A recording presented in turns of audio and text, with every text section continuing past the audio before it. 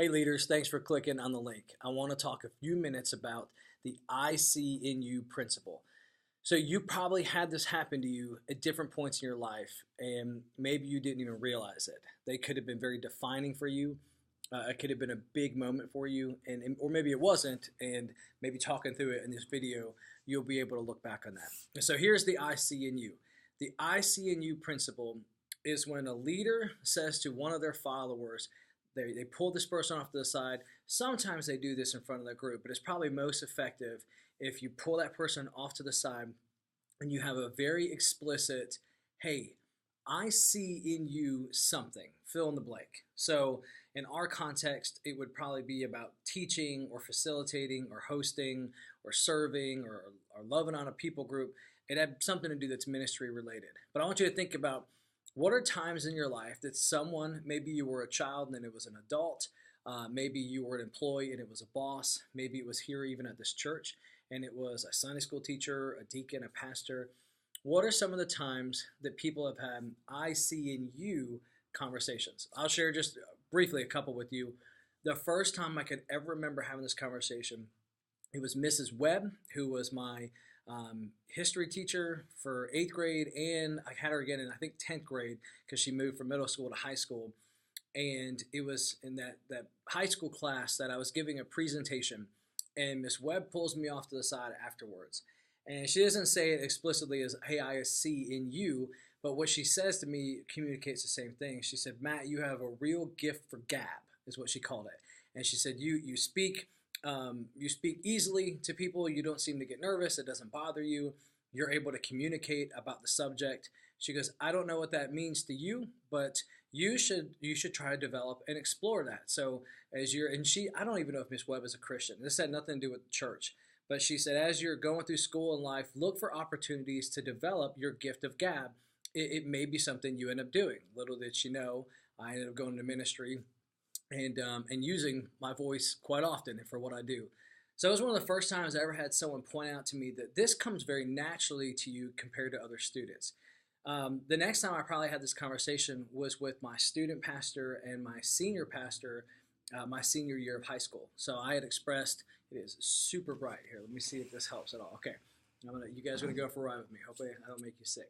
All right. So then back again in high school, when I was feeling the call to ministry, look, there's no, for me at least, there was no writing on the wall. There was no message in the clouds. And you're already unsure of yourself enough at 17, 18 years old. I didn't know if God was calling me to ministry or not. I just knew that I enjoyed his church. I enjoyed doing life with people. I genuinely wanted to see people take next steps with Jesus. So I'm having this conversation with them.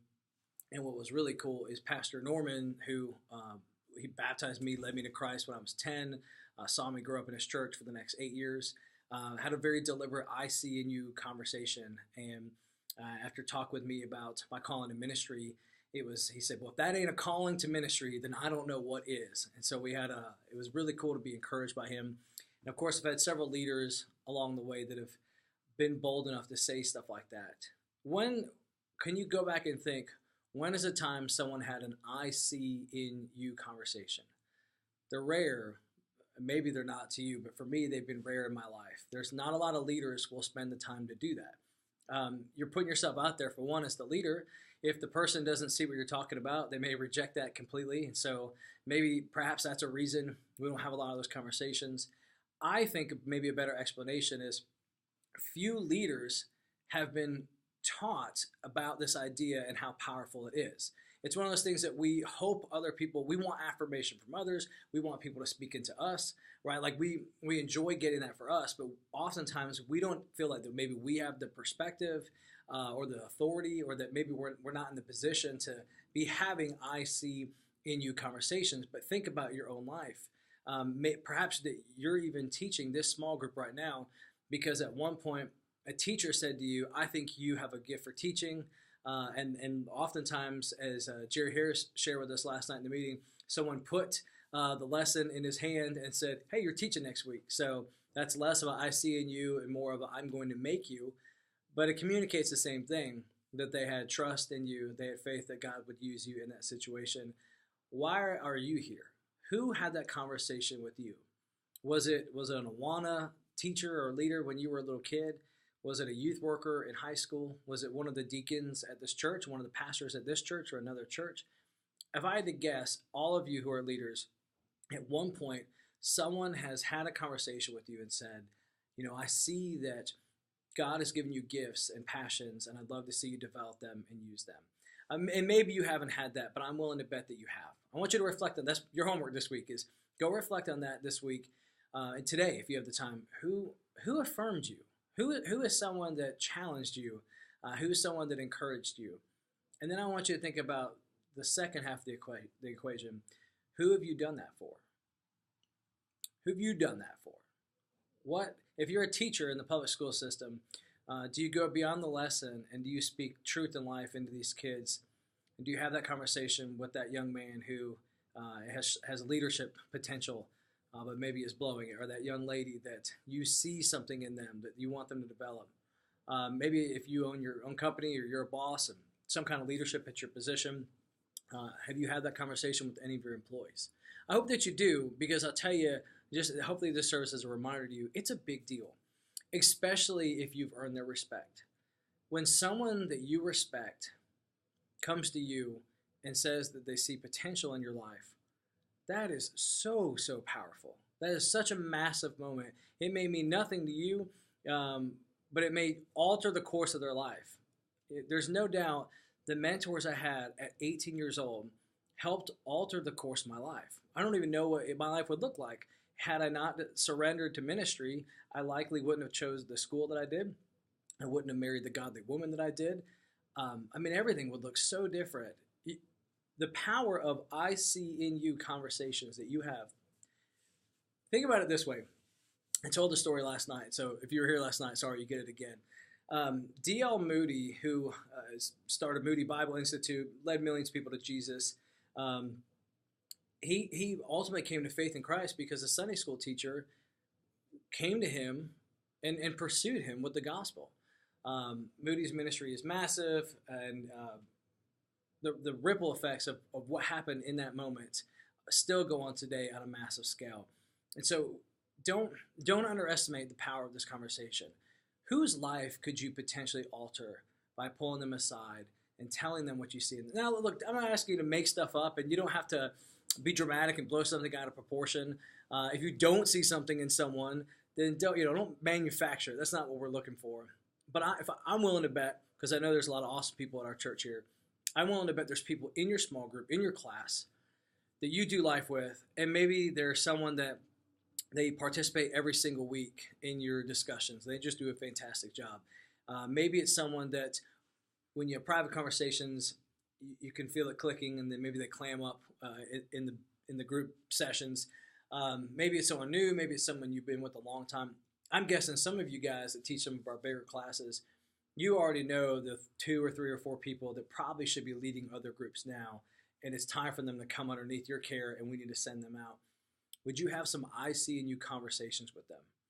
They may be feeling apprehension, fear, doubt. They may be looking at patterns of failure in the past and thinking, well, I can't do that now. Who could you have an I see in you conversation with, maybe today or this week or this month or this year?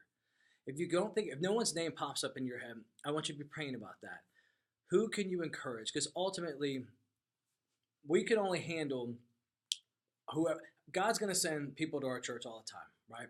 We get first-time guests, and we're called to help them take their next steps with Jesus. There's only so many people we can help based on the amount of leaders that we have. Think of it this way. We would love to see 3,000 or 4,000 worshipers at our church. How cool would that be? Next Sunday, none of you would get a parking space, and it'd be crazy, and we wouldn't physically fit them in. But just for argument's sake, 3,000 people show up next week to worship at Hickory Grove. Right now, there's an average of about 700. But 3,000 people come. And let's say we figure out all the space constraints, and Missy's able to figure out all the ways she can handle the kids. And so we get past the logistical portion. So we figure that out somehow. We get there. What do we do spiritually with an additional 2,300 people? They're not going to fit in your living room. We certainly don't have the education space here. What would we do with them? I think the short answer is, like, logistically, we could not mentor an additional 2,300 people if they all showed up next Sunday. It wouldn't be possible. How do we get there? How do we bridge that gap? We have to recruit and train leaders. So we have to have people who are small group leaders without a small group, right? So like that's kind of what seminaries do. They mentor and they train pastors and so that you've got this pastor who may have things hanging on his wall and he's got credentials, but he's got no church, right? So like right now he may be still just a student, or he's a staff guy at a church, or he's interning somewhere. Maybe he works at a Christian camp that he is trained and able and ready. And then maybe the church that God has for him isn't even available for 8 more years. But he has gone through his training, he's ready, so that when God's timing links up, he's able to minister to. We have to do the same thing. If we're going to be a church that talks about making Jesus famous in our city and around the world, we're going to end up running more than 700 people. And no doubt, an area like ours, it would not be strange at all to see a church running thousands of people on a weekend. The only way we could spiritually minister to those people is with hundreds of small group leaders. There's about 40 of us right now, which is amazing. We're already a big, healthy church. But could you imagine how would 40 do the job of 300 or 400? It's impossible without I see in you conversations where we invite someone to take a next step, maybe push them out of the nest a little bit, encourage them to go outside their comfort zone, and then watch God do in their life what he has done already in your life. All right, that's all I have for you today. I know this is already starting to run a little bit long. Be praying about that. I love you guys. I'll see you Sunday.